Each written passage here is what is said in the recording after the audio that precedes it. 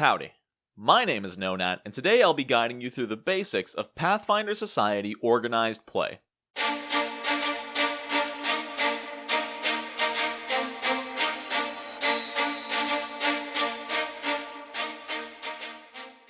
Many people describe role-playing games as something they do with close friends in their homes, but this isn't always the case.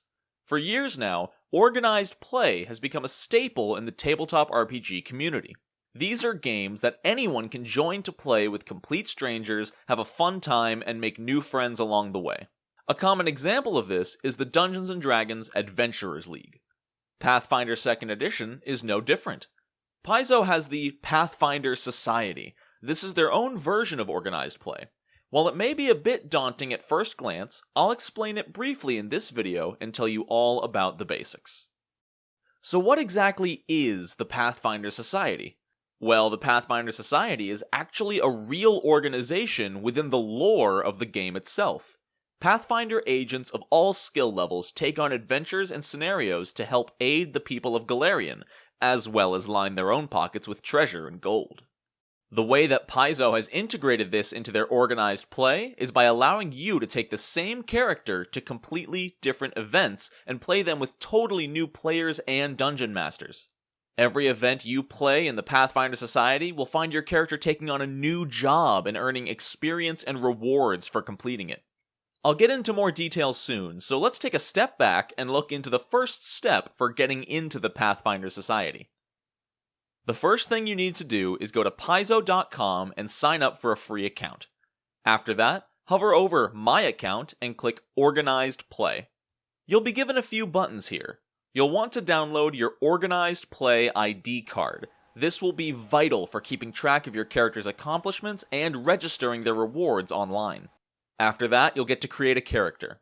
It's worth mentioning that there is organized play for all of Paizo's products: Starfinder, Pathfinder 1st and 2nd Edition, and even the Pathfinder card game. For the sake of simplicity, we'll just be focusing on Pathfinder 2nd Edition. So, before clicking on Register a Character, you need to create one first. You'll make this character just like any other, though there are a couple of limitations and extra options. You can also skip creating a character for your first session if you want and use a pre-generated character instead. It's worth noting, however, that this will not be your character. Any credit and treasure that the pre-generated character earns in the adventure will be applied to the first character you create yourself. If you're unsure of how to make a character in Pathfinder 2nd Edition, may I direct your attention to the video in the top right corner. It'll walk you step by step through the character creation process in less than 20 minutes.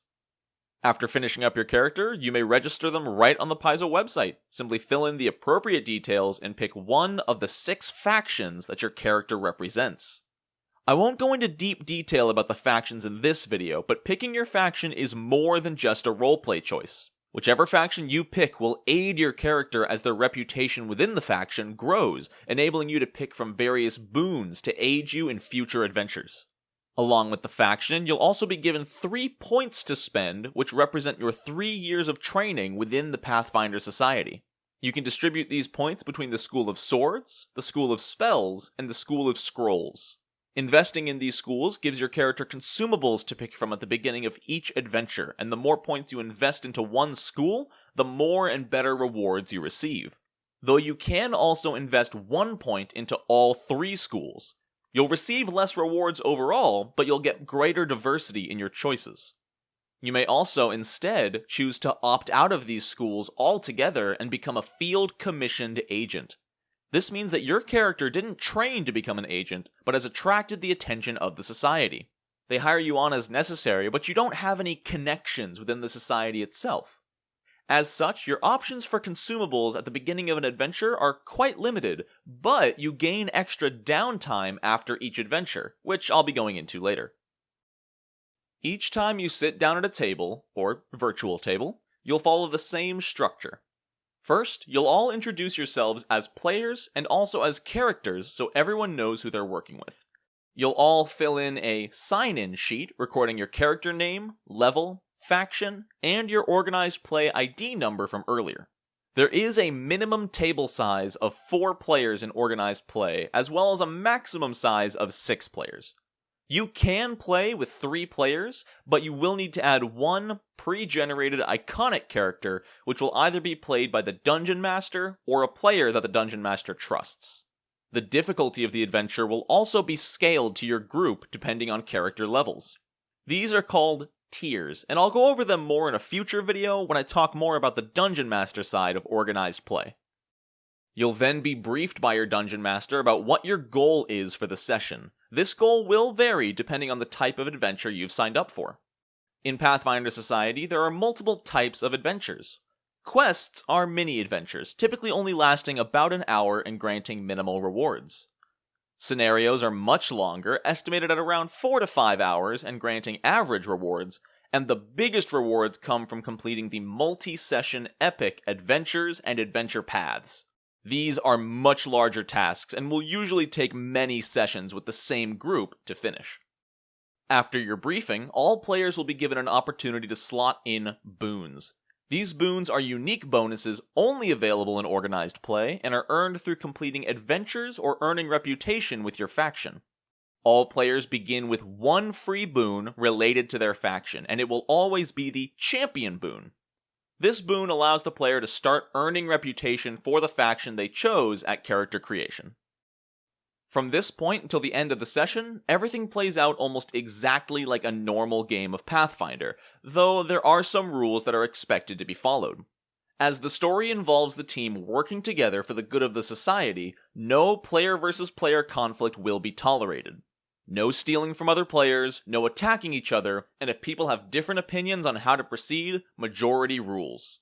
Remember, the motto of the society is explore, report, cooperate. Whenever you fully accomplish an adventure's goal, you are rewarded at the end of that session. You'll be granted experience points, fame, reputation, treasure, and downtime. XP works a bit different in Pathfinder Society. You don't gain experience from killing monsters, but only from finishing adventures. The longer the adventure, the more XP you get. Every 12 experience your character receives grants them a level up.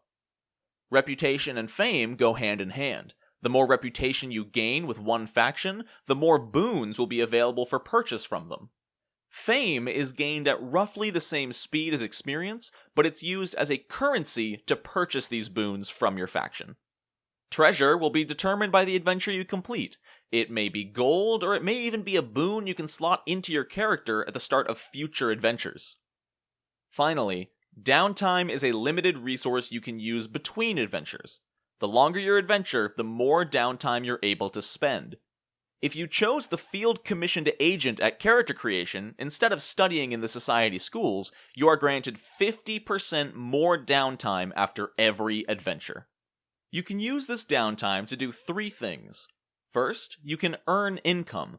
I won't go into the rules of it, but you can use certain skills to spend this downtime earning money for your character to spend in the future. You can also use this downtime to craft. If your character has the crafting skill, they can spend money and time to craft an item or piece of equipment. Finally, you can spend downtime to retrain your character. If you have a feat, spell, or skill that you don't like, you can spend 7 days of downtime to remove them and pick a new one. You can also spend 28 days of downtime to switch out a class feature, such as a ranger changing their hunter's edge from precision to flurry. If you don't have enough days of downtime to finish an activity such as crafting an item, the process carries over into your next downtime and continues right from where you left off. The final point I'm only going to touch on is the Chronicle sheet. This one is best explained after your first session, but the sheet effectively tracks everything that happens during the adventure. It's a highly useful way to look back on the adventures and double check where you got each of your boons, how much experience you've earned, and even track the downtime you've spent after the adventure. It's a nice way to put a bow on top once it's all complete. If you're looking to jump into Pathfinder Society play, a great opportunity is right around the corner.